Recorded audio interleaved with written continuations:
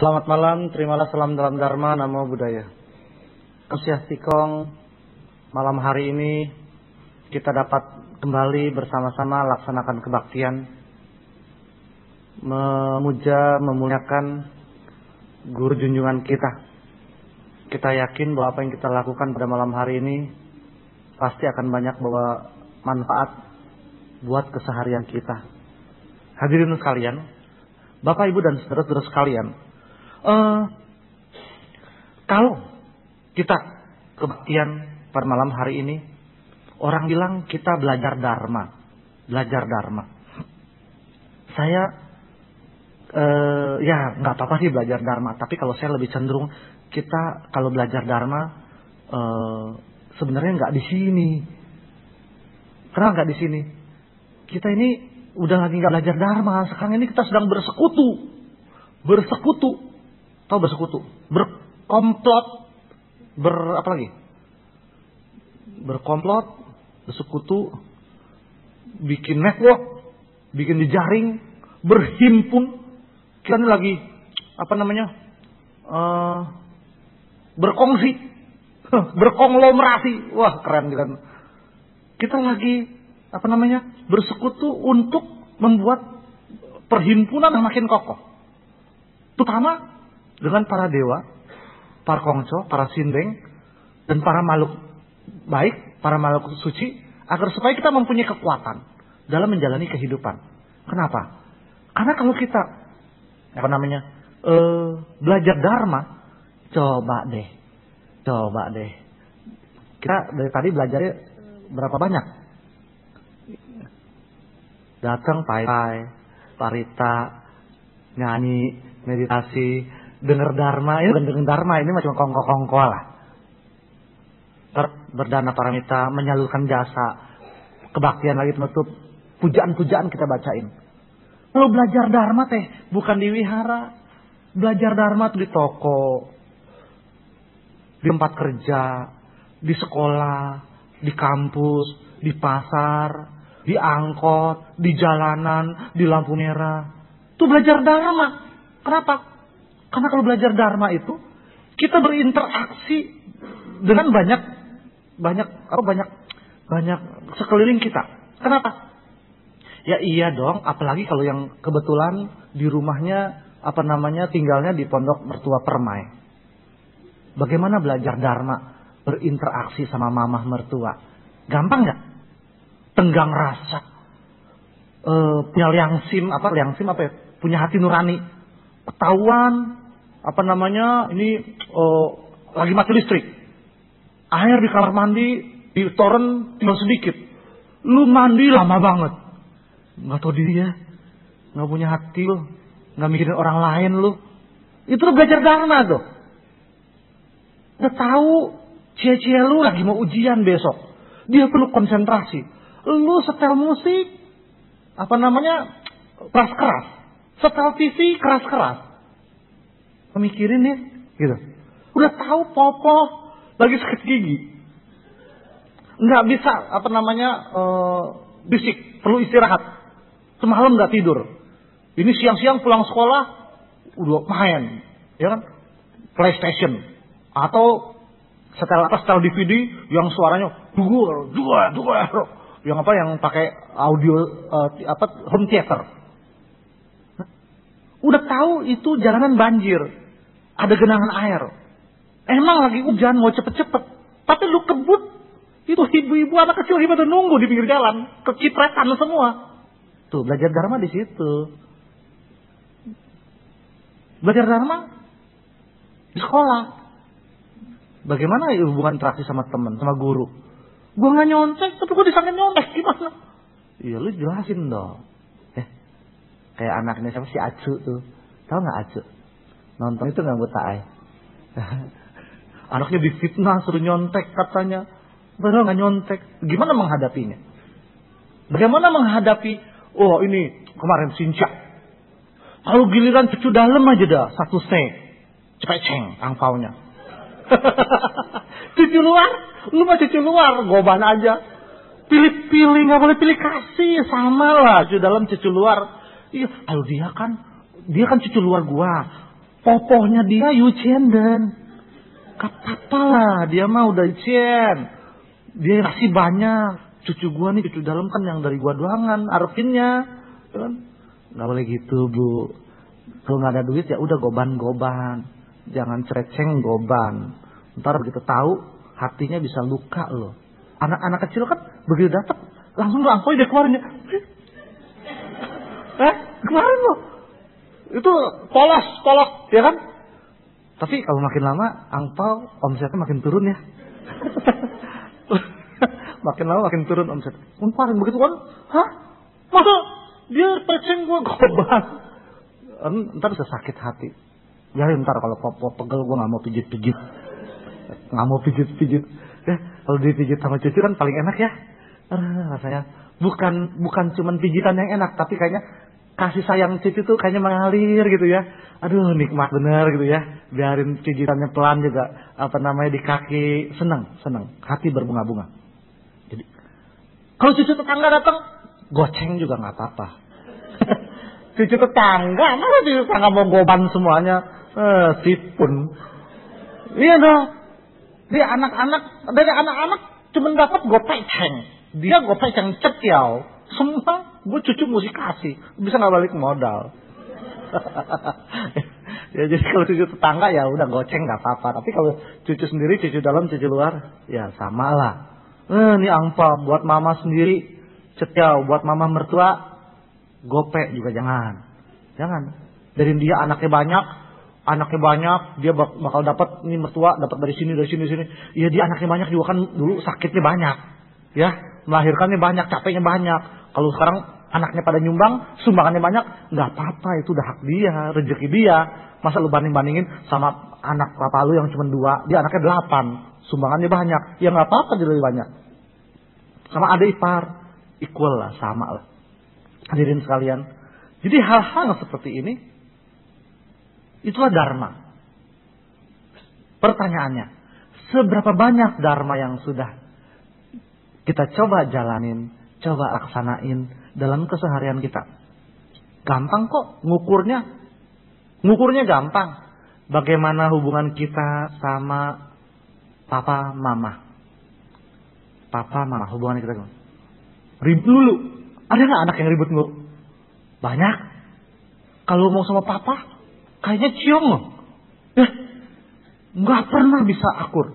Kenapa sih? Makin lama ini anak makin nggak bisa dibilangin. Lu papa sama anak kayak kucing sama anjing gitu ya. Nggak pernah bisa klop. Papa juga sebel nih anak. Kalau ngomong kaku keras, sengaja digede-gedein supaya papa kesannya wibawa gitu. Padahal anaknya enek kok nggak. Ada loh, ada. Anak sesalah apapun, orang tua masih bisa maafin anak. Tapi begitu orang tua salah, anak-anak kadang-kadang nggak bisa maafin papa mamanya. Kalau orang tua sih, umumnya anak udah bandel, udah nakal, begitu dia nangis, udah kita bohong deh. Anak gue juga, ya kan? Sebodoh-bodohnya apa, sejelek-jeleknya apa, dia udah pinjam motor orang, tabrakin lagi. Kita mesti ganti motor orang, anak sendiri sakit, tukang bakso juga kita mesti gantiin. Udah keluar banyak, kita ngomel-ngomel. Tapi ya kesian juga ya. Udah saya tolongin lah. Kalau gua nggak keluarin dari kantor polisi, lu babak belur lu, bonyok lu, ya kan? Bohwat juga, kita keluarin juga, kita maafin dah. Tapi begitu orang tua yang salah, anak belum tentu bisa maafin. Ya, ya nggak semua. Ada anak masa iya sih Pak anak nggak maafin orang tua?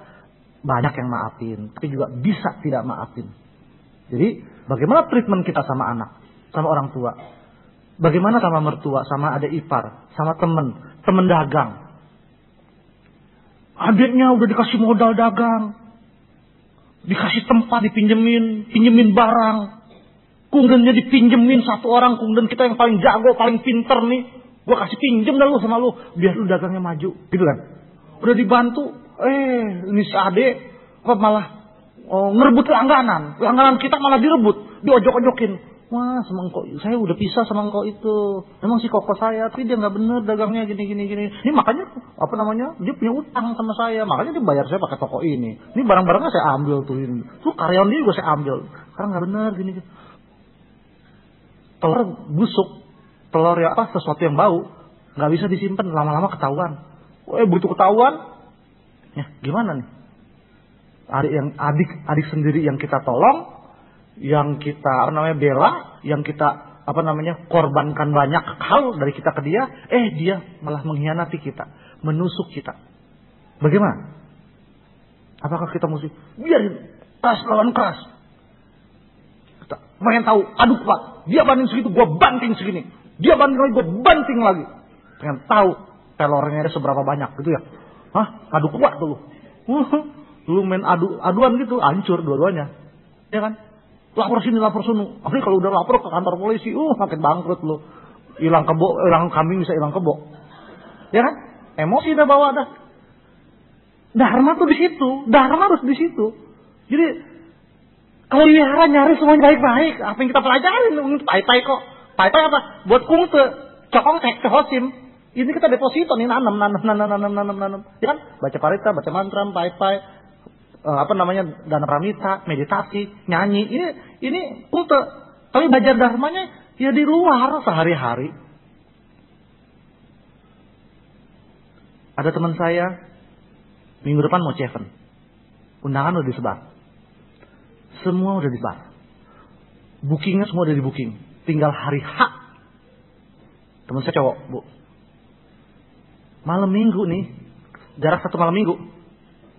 Di Plaza Senayan, ceweknya lagi jalan loh, gandengan pelukan sama cowok lain. Bisa bayangin? Betapa hancur hatinya. Padahal pacaran udah 3 tahun. Saya juga nggak ngerti tuh, kok bisa begitu? Jadi jangan pikir cowok aja yang bisa berkhianat ya, cewek juga bisa. Ya orang sekarang nggak cewek nggak cowok lah ya, nggak cowok. Tapi kan biasanya cewek yang disakitin gitu ya. Enggak, cowok juga yang disakitin ada. Lagi sebelum lebaran kemarin saya ingat sekali. Itu cowok diketemukan pagi-pagi di wartel, gantung diri di wartel. Kenapa gantung diri di wartel? Rupanya malamnya tuh habis ribut sama ceweknya, dianatin sama ceweknya. Dia nggak tahan menderita, gantung diri di wartel. Gantung diri. Ya masih ada ternyata cerita seperti itu. Ya kan? Hadirin Bapak Ibu dan saudara-saudara sekalian. Bagaimana bersikap kalau menghadapi situasi seperti itu? Bagaimana kalau anak kita yang seperti itu? Atau diri kita sendiri yang seperti itu? Siap nggak? Itulah dharma diperlukan. Disitulah dharma diperlukan. Ketika kita di rumah menghadapi situasi yang tidak mengenakan. Kalau yang enak-enak mah semuanya seneng lah, pasti bisa melewati lah. Ya, kalau yang enak-enak nih, untung dagangannya untung, anak naik kelas, apalagi juara ranking, seneng lah ya. Toko rame, langsung bisa lewat. Tapi ada juga sih untung gede, HM malah gila ada. Ada, bukan nggak ada. Ada nggak? Ada, orang lupa diri loh. Tiba-tiba rumah kecil karena di gang sempit, tiba-tiba atau begini dapat rezeki nomplok sahem. Bisa hun-hun tuh. Koslet lo, bisa kelarit lo. Aduh, mau diapain nih duit gitu ya? Bingung lo. Ada, bukan gak ada. Tapi umumnya kalau yang senang-senang mah senang lah ya. Senang lah. Tapi ketika yang gak senang itu datang, ketika himpitan itu datang, ketika kekecewaan itu datang, apa yang bisa kita lakukan? Ketika lu tahu fanpol di rumah, anak kita pantas aja, anak kita nih sekarang kalau ditanya udah makan, udah ini enggak rewel, enggak cerewet, anteng, cepet tidur. Enggak, memang dasar susternya kepintaran. Buburnya ditambahin obat tidur. Udah 6 bulan lagi kita baru tahu. Udah 6 bulan baru tahu dia punya di pangkengnya itu ketemu Jadi obatnya gitu ya, diaduk. Kawan, 6 bulan anak kita dicekokin kayak begitu. Gimana? Rasanya gimana, Bu? Marah. Ya. Kayak sebel, laporin polisi, kalau bisa digebukin, kalau bisa dihukum, kalau bisa lu cekokin anak gua 6 bulan, gua cekokin lagi lu 6 bulan lu sekaligus lu. Pengennya begitu ya. So what gitulah. Jadi apa yang harus kita lakukan? Mau nyekokin dia lagi? Apakah yakin itu menyelesaikan persoalan? Kita balas adik kita yang mengkhianati kita, dagang kita hianatin dia lagi. Kalau lu hianatin dia lagi, sama juga lu sama kayak adik lu dong. Tapi kalau kita hadapi dengan dharma nih, pikiran tenang, ya, cool, calm, and confident. Iya, kayak iklan rokok aja ya. ST Dupong. Saya ingat bener tuh iklannya dulu. Be cool, calm, and confident. Dijahatin sama adik, dijahatin sama siapa? Kebanyakan yang jahatin tuh rata-rata orang sendiri ya. Ada yang jahatin sama AI. Ada loh. Teman saya sama AI. Keki. Bener. Kenapa? Rumahnya kewe pamannya diserakain sama AI-nya. Ujung-ujungnya duit. Aduh. Dulu tanah AI yang jual. Dulu berapa batang tuh AI yang jual. Waktu mama meninggal, anting ini AI lah yang jual. Mau ngomong gak berani. Takut. Kayak mertuanya berjuri. Sebel sama emak, tapi mau ngomong gak berani gitu. Gitu kan? Ya. Mantap bisa. Udah gak apa-apa dah. Kalau orang dulu nih, Bu. Ya udah dah, biarin yang udah dah. Gue sih paling bisa berdoa aja sama Tikong. Biarin Tikong yang kasih hukuman deh. Gitu ya? Orang dulu ngomong gitu ya? Biar Tikong yang atur deh, Tikong yang kasih hukuman. Hah? Tikong yang kasih hukuman? Emang lu kira Tikong bisa lu suruh-suruh menghukum orang lain? Emang Tikong lu punya laikang? Hah? Lu punya asisten pembantu? Tikong yang bales. Kadang-kadang Oco suka ngomong begitu tuh, Popoh gitu tuh, nggak sadar. Ya nggak apa-apa deh, kita dijahatin, kita diginiin, kita digituin, kita mah terima aja, biar ntar semua Tikong yang bales. Tikong juga tahu, nggak buta, ya. Kita mah berdoa aja sama Tikong biar dapat balesan dia. Hah? Itu doa yang salah. Kalau doa nggak mengharapkan orang lain celaka. Kalau mengharapkan orang lain celaka, itu namanya nyumpahin. Bukan doa. Kalau doa selalu mengharapkan orang lain jadi lebih baik. To be better. Ya kan? Pai-pai. Di rumah nggak punya meja abu, nggak punya meja sembahyang. Pai-pai di depan rumah sama Tian Akung, Tian Tikong, ya. Kita punya problem, kayaknya udah menghimpit. Kayaknya sampai aduh udah pusing ya. Udah menghimpit, udah nyesek gitu kayaknya. Ngomong Bu. Kalau nggak ngomong, ntar bantet kayak bisul, tau. Mesti omongin. Datang ke wihara. Ya. Kalau nggak siang-siang datang ke wihara. Duduk. Ngomong aja. Ya. Ngomong aja. Kan nggak dibukain sama pengurus. Masa iya sih nggak ada orangnya. Ya. Datang. Kalau di rumah rasanya nggak seret, datang ke wihara. Ya kalau mau di rumah juga boleh. Ngomong. Kalau sempat baca parita dulu, baca mantram dulu, baca lemkeng dulu. Kalau nggak sempat ya udah yang singkat lah. Kalau mau baca koongkan si imkeng, hampir atau omitocing ya, amitabhospra bisa hampir 1 jam kali itu. Ya, koongkan si imkeng 30 menit paling cepat. Kalau singkat ya udah lambu kansi imposa 3 kali selesai, ya kan? Jadi masa sih nggak sempet lambu kansi imposa 3 kali? Kalau baca lebih bagus lagi. Kenapa? Karena bacaan-bacaan itu semuanya menghimpun kekuatan kebaikan. Baca, terus ngomong, ya. Mudah-mudahan si AI yang selama ini jahatin keluarga kita, dia dibukakan matanya supaya mendapatkan jalan yang terang, supaya dia dapat orang yang dapat pengetahuan yang baik. Semoga dia nggak begitu lagi. Kalau kita mah disakitin nggak apa-apa deh. Tapi kalau dia sama orang lain begitu, aduh bisa dia dibacok dia. Iya, orang rebutan harta begitu bisa bunuh-bunuhan loh, ya kan? Kalau bisa dia sama orang lain begitu, bisa dipukulin ya. Sama kita mah nggak apa-apa dah, kita mah nggak ngarepin begitu. Mudah-mudahan dia sadar deh. Nah, kan enak ngomongnya, mengharapkan orang lain jadi baik. Pak, emang boleh doa begitu? Ya boleh lah, boleh. Tapi didahului dengan doa-doa pujian-pujian kepada guru kita dulu dong. Ya, hadirin Bapak Ibu dan saudara sekalian. Jadi pertanyaan besar termasuk pertanyaan saya. Buat Sinsia tahun ini, ya yang baru kita mulai, kedepannya bagaimana? Kedepannya bagaimana?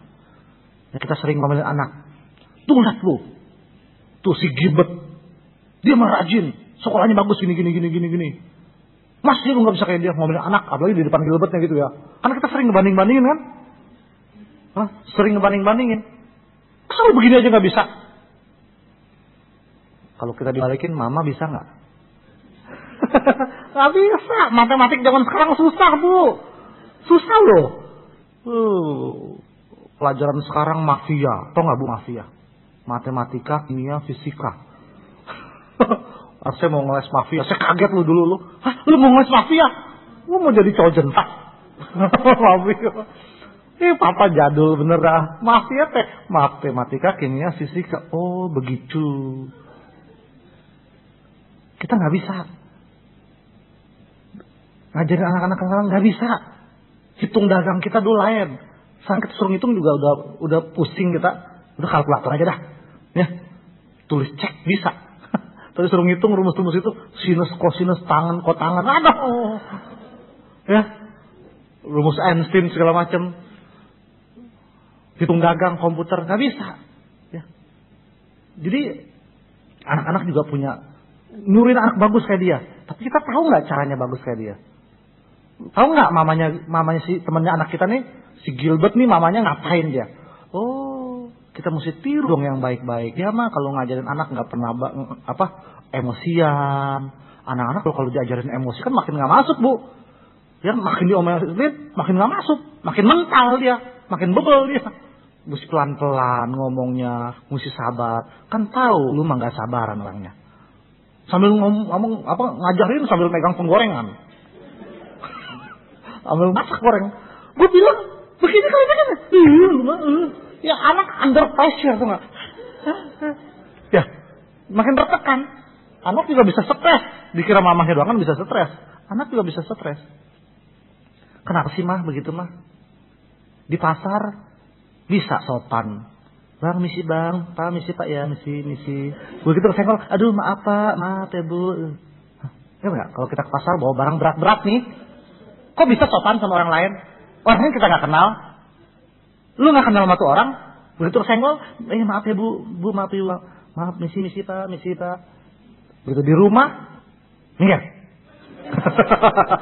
bangun lewat, lu nggak tahu gua lagi bawa sayur nih panas-panas nih, tirong. Masih main-main ini gue siram lu. Dasar anak setan. Anak setan. Kalau itu anak setan, emaknya setan tahu. Enggak, bapaknya yang setan. Anaknya senior. Iya dong. Jadi giliran sama anak sendiri nggak bisa sopan. Emang ini anak siapa? Anak sendiri kan. Hatinya bisa luka. Dan kalau hatinya udah luka, wow, ceritanya tuh jadi bisa panjang. Jadi kita bisa lihat bagaimana orang lain. Kalau ada satu pakar ekonomi bilang ATM itu amati, tiru dan modifikasi. Ya, ATM amati, tiru, modifikasi. Yang bagus-bagus, yang baik-baik, lihat. Kenapa? Perjuangan kita itu makin hari makin berat. Dulu papa lu sekolah nggak begitu, mama waktu sekolah nggak begitu, begini. Ngebandinginnya sama dulu, bu itu jadul. Dulu TVRI cuma satu hitam putih, ya. Sekarang TV 15 berwarna semuanya, ya. Dulu ajarannya baik-baik di TVRI, ceritanya bagus-bagus di TVRI. Sekarang 15 station TV, ceritanya serem-serem. Bagaimana nggak serem? Anak SMP lah bisa sirik-sirikan sama temen, ya kan?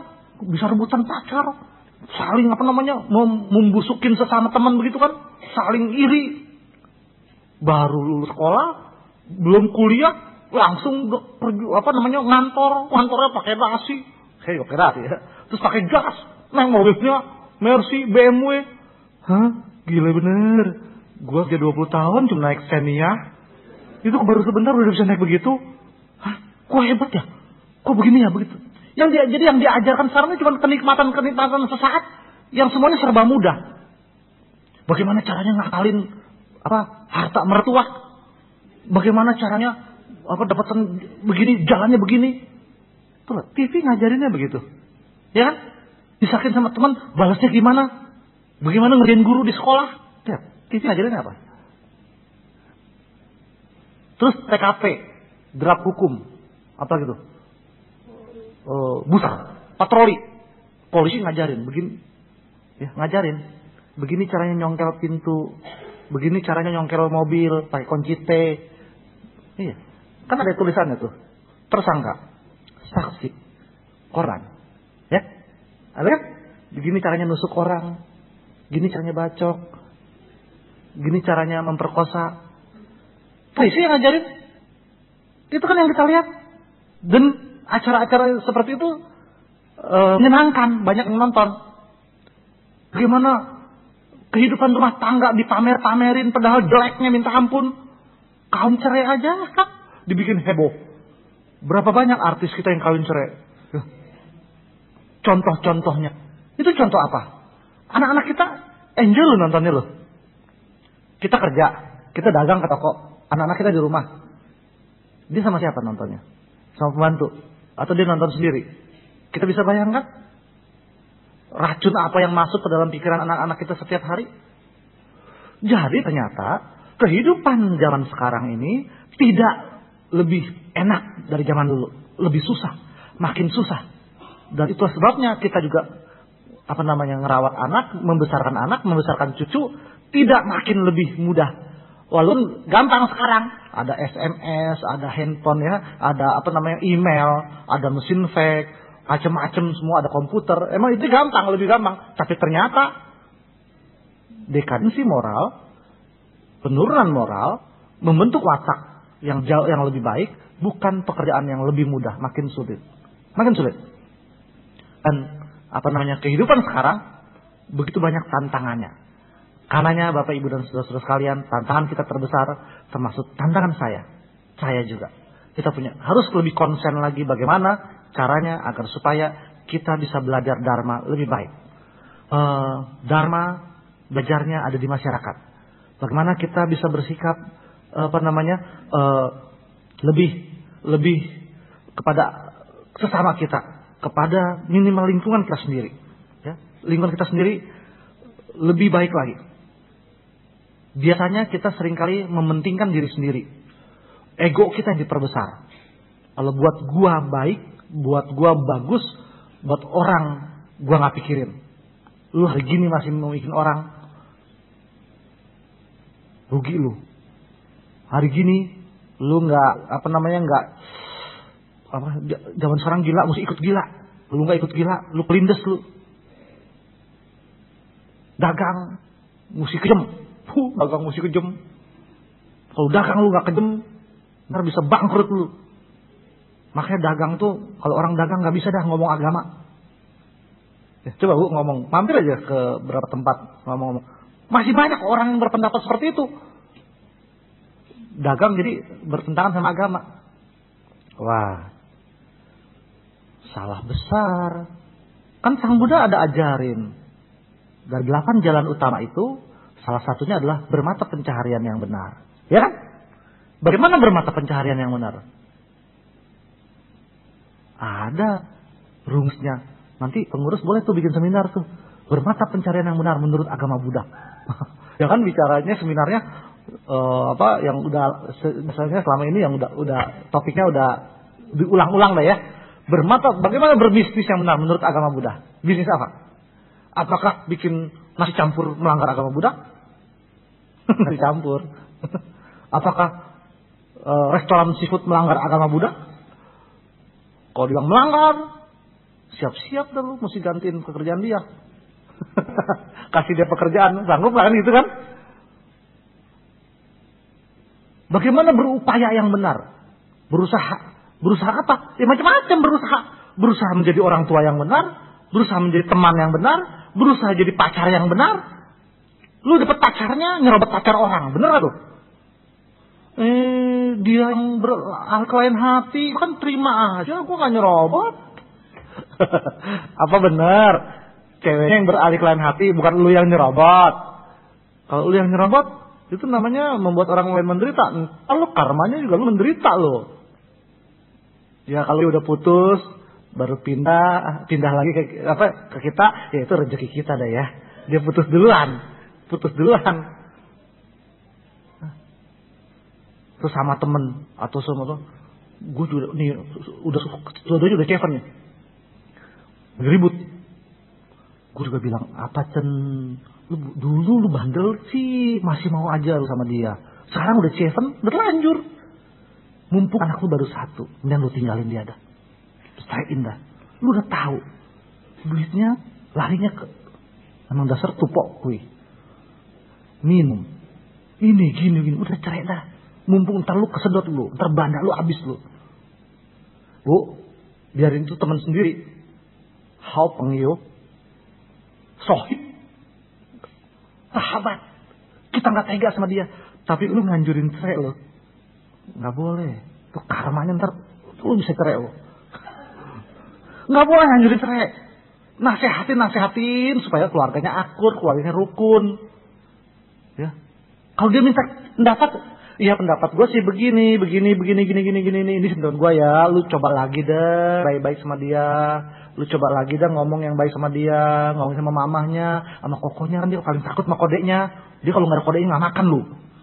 Dia kan gaji kodenya, ya kok paling gede. Gitu.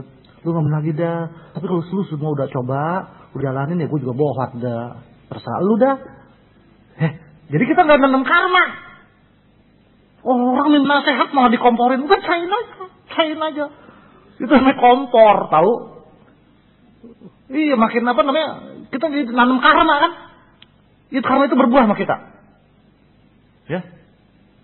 Sama temen. Nih, jangan apa namanya setiap punya pacar, orang temennya punya pacar. Dia nggak orangnya begini. Gue sih nggak mau. Gimana benar tuh? Jangan, tau nggak dia orang begini? Minta lagi, jangan. Semua nasihatnya jangan. Mana yang bagus? Akhirnya begitu giliran dapat ini dia ambil sama dia. Giliran gua jangan, giliran lu boleh. Aduh, nikung temen lu, makan temen sendiri lu. Dia bahagia. Temennya satu jomblo abadi. Tuh karma tuh bakal berbuah tuh. Kehidupan mendatang gantian lu yang jomblo abadi lu.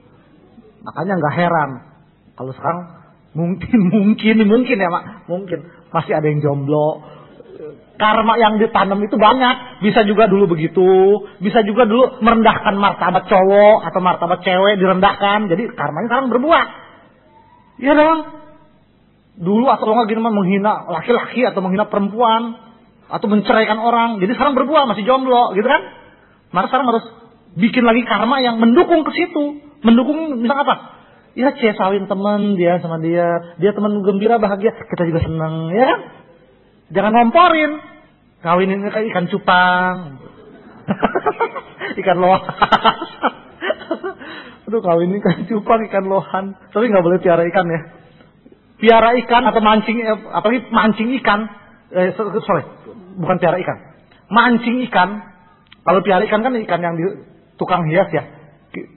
Bedanya dia sama akuarium sono, kita pindahin ke akuarium kita ya. Kalau sama di akuarium nggak ada yang berubah.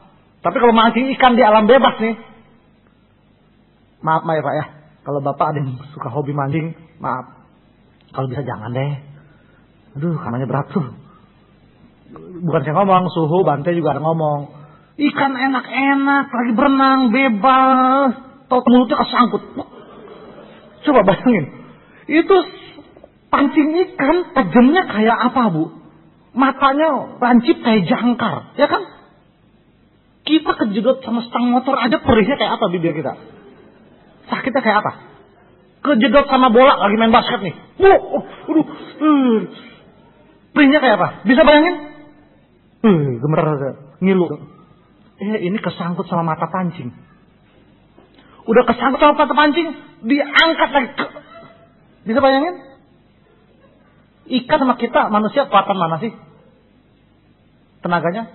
Kita aja yang lebih besar, lebih kuat, bisa ngebayangin sakitnya minta ampun. Ada gitu ikan, dikedot lagi. Ya kan? Begitu kedot, ditarik. Gantung-gantung gitu kan? Begitu dilihat, kecil ikannya. Kecil. Mending kalau dibukanya pelan-pelan. Dilempar lagi. Apa dilempar ke kolam, apa ke ember, apa gitu. Bisa bayangin? Itu penganiayaannya seperti apa? Ya, maaf kata nih ya. Itu kalau karmanya nanti berbuah, pasti yang berkaitan sama mulut dah. Bisa mulutnya bau. Iya. Bisa mulutnya, bisa bisu, bisa.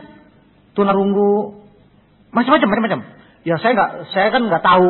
Tapi kira-kira kalau tanam mangga ya mangga, jeruk ya jeruk, belimbing ya belimbing. Gitu? Tanam nangka ya nangka. Kalau berbuatnya begitu, efeknya nanti gimana? Ya berkaitan sekitar mulut lah. Gagu, mulutnya rusak, bibirnya rusak, sumbing, ini itu, atau lahir normal, ntar jatuh, mulut jadi rusak, bisa nggak? Bisa. Tangan saya cacat nih, 4 jari nggak bisa nekuk nih. Waktu SMA kelas 1 kenanya. Sebelumnya normal, serang begini, ini kenapa? Ya mungkin dulu tangan saya kehidupan yang lampau pernah kurang ajar kali sama mama ya, sama papa, atau pernah kurang ajar sama orang tua, popo, kungkung, atau pernah kurang ajar nggak sopan sama wanita, atau pernah mencuri apa dulu saya di kehidupan yang lampau, barang wihara atau uang dana tuh ya dikilik. Pak, sekarang ada uang dana tuh dikilik, pakai permen karet itu tusuk, satu. Udah pernah kejadian. Aduh. Soalnya kalau digotong nggak bisa, dilas kiri kanan semuanya. Pakai besi, tapi dikilik sama itu. Tempel juga. Ya kan? Ada loh. Ya jadi mungkin dulu kali ya, saya nggak tahu yang mana lah. Karena saya belum kalau udah mencapai kesucian kan bisa melihat kehidupan yang lampau pernah ngapain. Tapi yang jelas tangan saya cacat, pasti dulu melakukan perbuatan yang tidak baik pakai tangan. Terima apa adanya. Ya. Pak, kalau saya bisu di sini gimana? Nggak tahu ada karmanya apa. Ya. Maka pakai pons. Itu mah karena nggak pakai pons gitu ya. Pakai pons. Itu karena nggak pakai pons sekali. Pak, mata saya lamur. Akibat karma apa? Itu baca novel ya kebanyakan itu mah. Ya karmanya baca novel lamur. Kalau makanya jatuh ketonjok jadi buta, nah mungkin itu ada karma yang lebih berat lagi, ya. Kira-kira begitu, kita bisa menilai sendiri. Hadirin Bapak Ibu dan saudara sekalian, mari kita check and recheck, cross check what happened to you ya. What happened to you, ya. Ada apa dengan kita? Bukan ada apa dengan cinta, ada apa dengan kita? Bagaimana kita selama ini menjalani kehidupan kita? Sama pacar, sama teman, sama anak, sama istri, sama suami, sama orang tua, sesama kiri kanan meja kantor teman, sesama kiri kanan toko sebelah, sama pelanggan. Bagaimana? Apa yang sudah kita lakukan? Dan itu akan menjadi refleksi kita buat kehidupan kita sekarang. Hadirin sekalian Bapak Ibu, kalau memang ada yang kurang-kurang, mari kita perbaiki. Tahun ini mumpung masih awal tahun. Ya, mumpung masih awal tahun, mari perbaruin tekad. Kalau ibaratnya perusahaan, targetnya mari kita bikin planning. Target akhir tahun mau capai omset berapa? Mau jadi apa? Apa yang mau kita lakukan? Kalau perlu penguatan, datang ke wihara. Bakar dupa. Tuang minyak. Lepas burung, lepas ikan, lepas kura-kura. Atau kalau perlu ambil air, minta air. Ya, buat minum kek. Buat campur mandi kek, ya, buat cuci muka kek, bagus-bagus saja, sah-sah saja. Itu kan jadi, masa sih air bisa? Kan kita tergantung karma kita, masa sih air bisa membantu? Bisa. Jangan anggap cemen loh Pak. Cemen, kuno nih, ini agama Buddha nih, kuno, tahayul, klinik. Masa masih percaya sama air-air begitu? Ya elah, anak muda.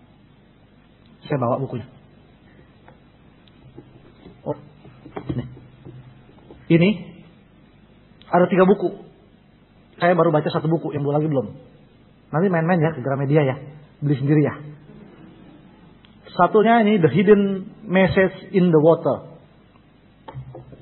Satu lagi The Miracle of Water. Bacanya begitu ya, benar ya, bacanya gitu ya. Miracle of Water. Satu lagi The Secret Life of Water. Ini yang ngarang Profesor Doktor, bukan dokter, Profesor Doktor Masaru Emoto. Ini orang Jepang, ya.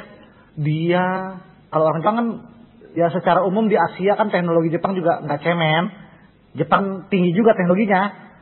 Profesor Dr. Masaru Emoto meneliti tentang air. Tentang air. Air ini diteliti lebih dari 10 tahun. Diteliti. Apanya yang diteliti? Airnya. Selama 10 tahun. Wah, gimana cara menelitinya? Luar biasa. Jadi air ini diambil nih Bu. Dari Afghanistan, Iran, dari Irak, dari WTC.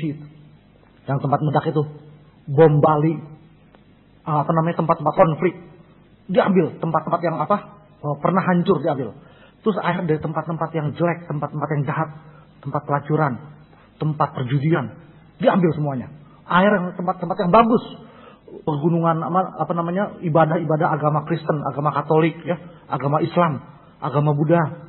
Sampai pegunungan-pegunungan yang terang, ya, Himalaya, Kunlunsan, Putosan, semua diambil airnya, diteliti satu persatu, setetes diteliti, dilihat di bawah mikroskop pembesaran berapa ribu kali, difoto dengan foto digital. Hasilnya dia dapat menyimpulkan bahwa semua air mengandung molekul yang berbeda, sel yang berbeda.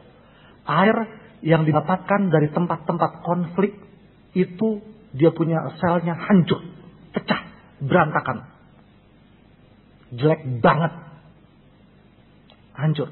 Tapi air yang didapatkan dari tempat-tempat yang bagus, tempat-tempat yang indah, tempat-tempat yang baik, tempat-tempat yang penuh doa, apakah itu doa agama Islam, Kristen, Katolik, Hindu, Buddha, bukan doa pun hasil bagus.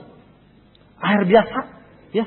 Dibacain dinyanyiin yang indah-indah, yang bagus-bagus, pujian-pujian, puisi, hasilnya bagus. Tapi air biasa disumpah serapah, hasilnya jelek, cah dia molekulnya. Dan itu difoto, pembesaran berapa ribu kali, foto digital, berwarnanya cantik sekali, seperti diamond. Wah, diamond biarin beli di Frank & Co, di Felis juga kalah bagus deh. Benar gambarnya berwarna, luar biasa. Cantik ini air. Molekul air loh. Jadi air itu bisa berpengaruh. Ini kita ngomongin, kita omelin, kita doain, atau kita marahin. Pengaruh nih. Bagusnya. Lalu kan apa lagi? Tubuh kita katanya nih 60% lebih terdiri dari air. Makanya kalau air ketemu air bersinergi. Itulah sebabnya guru kita kalau ngobatin dulu sampai sekarang juga pakai air. Baca parita pakai air. Makanya Bante, Suhu, kalau blessing, ya, dikepret pakai air. Ya kan? Bukan tanpa asal tiba kepret banget. Apaan? Bener-bener ada maknanya. Dan ada bacaannya. Mengadu pinter sama Profesor Dr. Masaru Emoto. Siapa lo? Lebih pinter dari dia. Dia profesor loh, dokter loh. Dia aja udah bilang begitu, masa kita nggak percaya? Mau meneliti dulu? Hipasiko teliti dulu. Ya udah sama kita teliti. Orang lain udah percaya kok. Hari gini kita belum percaya. Ya nggak usah begitu-begitu amat. Ini narkoba jelek nih, berbahaya nih. Masa kita coba dulu? Keburu mati. Iya dong. Udah kebuktian. Nih handphone nih bisa ngomong nih. Indonesia, Amerika. Lu nggak percaya? Kan udah kebuktian. Ya, percayalah. Ya, jadi nggak semua dikit-dikit hipasiko, nggak juga. Kalau emang udah terbukti ya kita tinggal adopsi ATM ya, amati, tiru dan modifikasi. Nggak heran kan makanya di wihara ada air, pelimpahan jasa pakai air, ya kan? Pemberkatan pakai air, pengobatan pakai air, airnya dilibatin tali ya, tali ya, membanting dibacain. Tujuannya buat apa? Benang. Tujuannya buat apa? Supaya ada getaran yang masuk. Begitu getaran masuk, ayat itu jadi punya makna. Hadirin Bapak Ibu dan Saudara sekalian, mudah-mudahan Jinsia ini semuanya tambah sehat, tambah makmur, ya, tambah baik. Yang jelek-jelek kita tinggalin, kita perbaiki, dan semoga semuanya senantiasa berada dalam perlindungan guru kita. Saya cukupkan sampai di sini. Salam dalam Dharma, Namo Buddhaya.